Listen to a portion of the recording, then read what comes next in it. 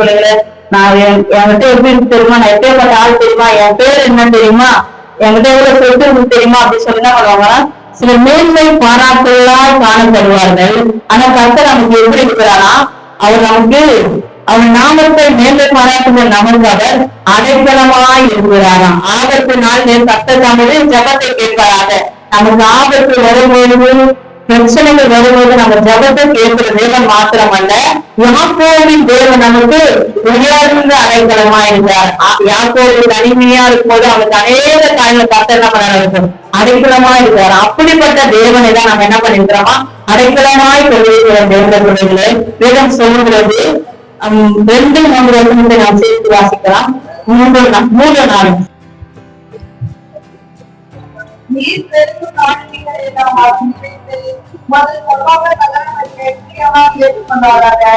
அவர்களுக்கு வரவிருப்பதின்படி உமக்கு தந்தருளி உமது ஆலோசனைகளை எல்லாம் நிறைவேற்றுவாராக. நீ செலுத்தும் காணிக்கை எல்லாம் அவர் நினைக்கணும். நீ கொடுக்கிற காணிக்கை கர்த்தர் நினைக்கணும். ஏதோ கொடுக்கணும்னு சொல்லல, அது உங்கள்தான் காணப்படுமா, தமது சர்வாங்க தகன வழிகளை பிரியமா எடுத்து கொள்வாராக.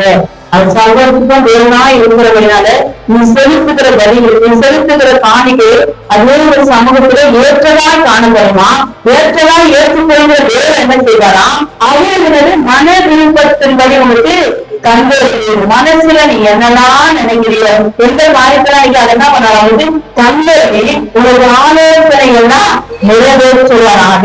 எதெல்லாம் தேவனத்தில் ஆலோசனையாக இதெல்லாம் எனக்கு கிடைக்கணும், இதெல்லாம் எனக்கு செய்ய நினைக்கிறீங்களோ, கர்த்தர் ஆலோசனை எல்லாவற்றும் நிறைவேற்ற வல்லவராய் இருக்கிறார். அப்படின்னு நம்ம என்ன செய்யணும், பிரியமான காணிக்கை நினைக்கும் போது மன விருப்பத்திலாம் ஒரு தந்தை உன் ஆலோசனைகளை நிறைவேற்றுகிற தேவனாய் இருக்கிறார்.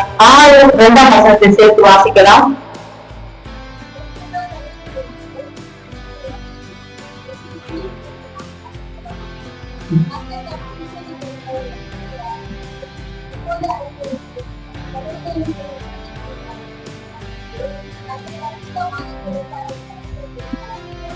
அவர் அபிஷேகம் பண்ணிட்டு என்ன பண்ணாராம், ரட்சிக்கிறாராம். அவர் எங்க இருந்து வானத்துல இருந்து நம்ம ஜபத்தை நம்ம பூமியில நம்ம எந்த ஒத்தாசை இல்லாம இருக்கலாம். அவர் பரிசுத்த தனத்துல இருந்து அவங்க ஒத்தாசை அனுப்பி சீரனில இருந்து ஆதரிப்பாராம். நம்ம இங்க பூமியில இருந்து கேட்கறது நமக்கு எதுவும் கிடைக்கலனாலும் வரலோகத்தில் இருந்து பரிசுத்த தனத்துல இருந்து ஒத்தாசை அனுப்பி நம்ம என்ன பண்ணுவாராம், ஆதரிப்பாராம். அவர் வானத்துல இருந்து நம்ம ஜபத்தை என்ன பண்ணுவாராம், பேரு நமக்கு பதிலளிக்கிற தேவனா இருக்கிறார். என்பவர்களே 8-9 வசனத்தை நாம் வாசிக்கலாம்.